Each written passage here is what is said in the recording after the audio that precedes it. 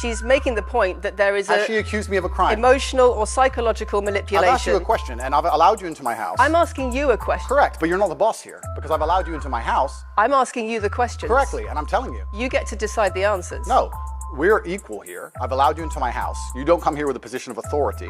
I'm doing you the favor as legacy media, giving you relevance by speaking to you. Bounce with me. Bounce with me. Got my brother in the gang sipping in the house with me. To ride for me. Die for me. Put your hands in the sky for me.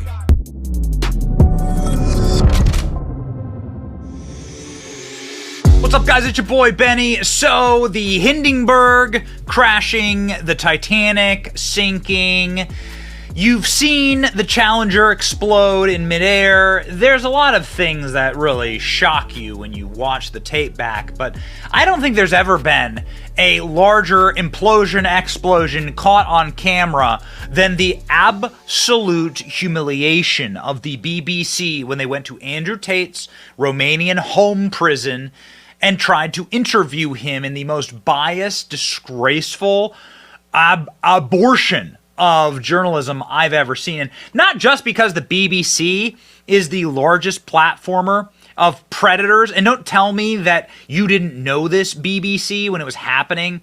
I'm not a Brit, but even I know about Jimmy Salve and the sick monster that this guy was. This is one of the guys who was BBC's top talents, and he is also one of the top predators on planet Earth ever. He molested 72 children, some as young as 8, over a 4-decade campaign of abuse.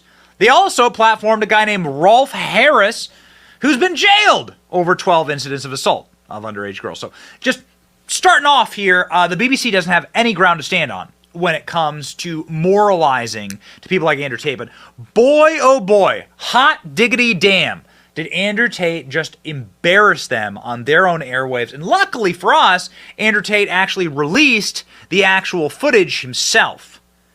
He filmed it, thank God, and then released it. We've mined the footage. We will bring you the greatest BTFOs and bodying of the BBC that Andrew Tate did, and it brings us great pleasure to do so. Enjoy. Do you believe I'm the most dangerous man in the world, Lucy? I'm not answering your questions. But then we need to change the dynamic of this interview because, and I'll make this clear, I allowed you into my home. I'm doing you a favor, giving you the first interview I'm giving to the public. You don't come here with a position of authority. You're not the police. I don't respect the BBC. I don't know you. You do not come here with a position of authority over me. We are equals. We are people. We're citizens of the world, and we sit here as equals. And I see you as my equal, and if you ask me questions, I can ask you questions back. For you to come here and sit down and pretend you're the Gestapo, and that you don't have to answer my questions, is disingenuous because I don't owe you anything. Asking questions and you answer. But I don't owe, no, however you want. This is a conversation. And I don't owe you any degree of authority over me. So let's make that clear. And that doesn't matter if you're a man or a woman or from the BBC or the CNN. I'm here to answer your questions and be honest with you and do you a favor. Great. And I'm doing you a favor. But you come here with loaded questions. You're trying to paint a narrative of me which is negative. I'm asking you about things you've said that people are concerned about. And that's fine. But you're not going to sit here and say you don't answer my questions because you're not above me. You have said that a woman's intimate parts belong to her male partner, and if she goes on OnlyFans, he is entitled to a cut of her income. You are extremely, it's very confusing to me why you're going to sit here, take long format podcasts I've done, which are 3 or 4 hours long, in context where I've sat with OnlyFans girls, 10 or 15 OnlyFans girls, where we've been joking back and forth, ignore every comment and satirical comment and sarcastic comment that the females have made, and then come along and say, you said this and you're the most evil man in the world. And for you to sit here and say that that is my true core beliefs and that makes me a bad person is disingenuous. Is it? Of course not. Was it sarcasm? Absolutely. You were being sarcastic when you said a woman's intimate parts belong to her male partner. No. You didn't believe that. No, it's not that. It's that you haven't watched the show at length, and you should have, because the woman was saying, my man's car belongs to me because he's my man. And she was on OnlyFans. And then 20 minutes later, when she said she was on OnlyFans, I said, well, you're selling your body, that belongs to him because he's your man. And she laughed, she laughed, and she said, yeah, that's probably true. If you watch the show, it will make sense. For you to come here with doing no research at all, and then say, I don't understand what I'm talking about, but I've got this piece of paper with a few things printed off, that's why you're saying the silly things you're saying. I really think that it's genuinely sad that when the BBC has a chance to finally interview me at the end of all this Matrix attack, that they don't come here with any kind of genuine openness to try and understand my influence over the world, or the things I push, or what I'm trying to teach the world, or why I'm a good influence on the world, because I am a massively good influence. Instead, they come here with pieces of paper, with printed out excerpts from 5-year-old podcasts, taken out of context, to attempt the same matrix attack on me, which has been attempted endlessly.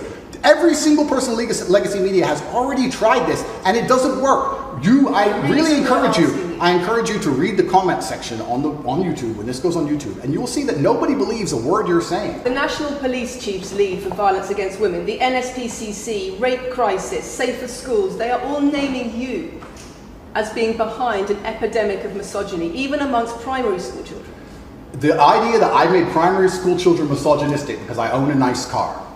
Is that your argument? It's the misogyny that comes along with it. Oh, owning a nice car is misogynist. No, it's the misogyny that comes along with it. How does misogyny come along with owning a nice car? Because you have an image of financial I'm glad you're answering my questions now. We finally got the dynamic. You have an image of financial success. Answer my questions, as you should. Excuse me.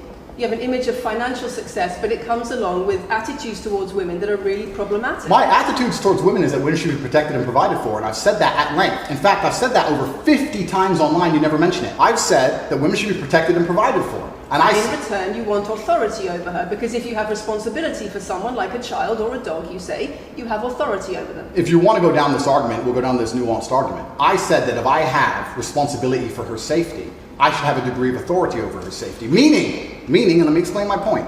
If I'm the one who has to fight and die to protect her, I'm the one who decides how we walk home. I'm the one who decides the route we take. Because it's unfair for her to say, I want to walk through the most dangerous neighborhood in the world, but you have to face the knives. That's what I've said. And then you're going to sit here and pretend I'm trying to treat women like dogs, which is garbage.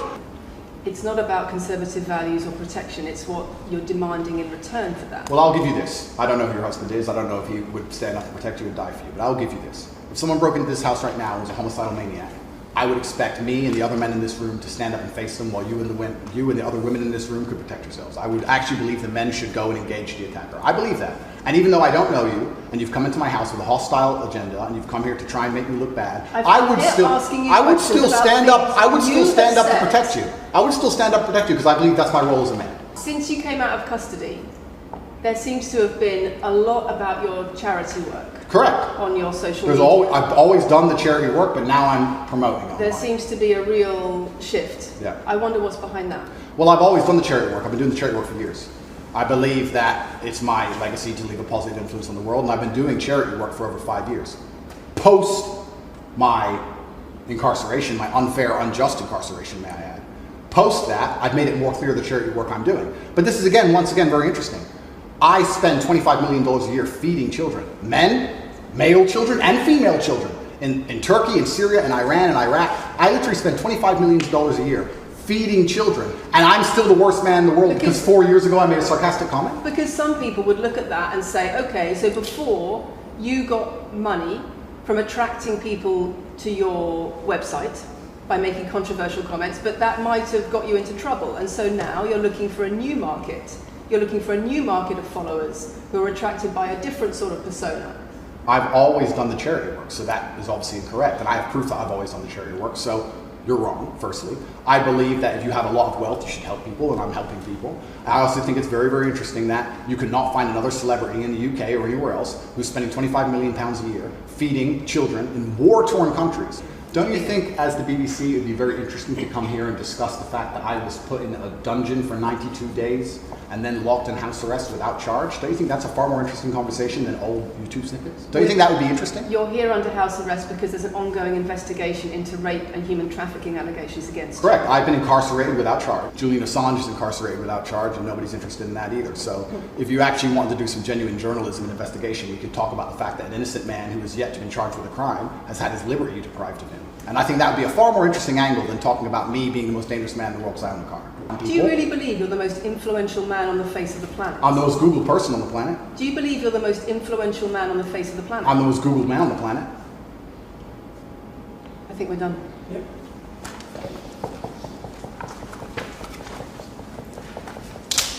Thanks, Lucy. It was enjoyable. Nice to meet you.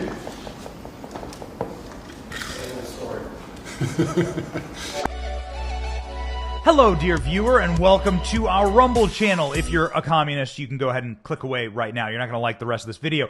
But if you're a based patriot or just an open-minded leftist or somebody who cares about this country and doesn't want to see it destroyed by communists, well, you are in the right place. This channel we are so excited about because it is where free speech lives. Rumble is it. We love this community, we love growing this community, and we want you to subscribe. Subscribe to this channel. Click that little Rumble link and leave comments. We love growing this community because this is the community that can save America. Isn't that why we're all here? That's why I'm here, and it's why you're going to see live videos from me every single day. It's why you're going to see breaking news on this channel. You're going to see direct-to-camera videos, Rumble-exclusive content, and, of course, your boy Benny, some based memes. We want to deliver you the news, and that's what we're going to do every single day on this channel. We encourage you, please, to subscribe, and let's keep America free. Stay free out there, rumble.com.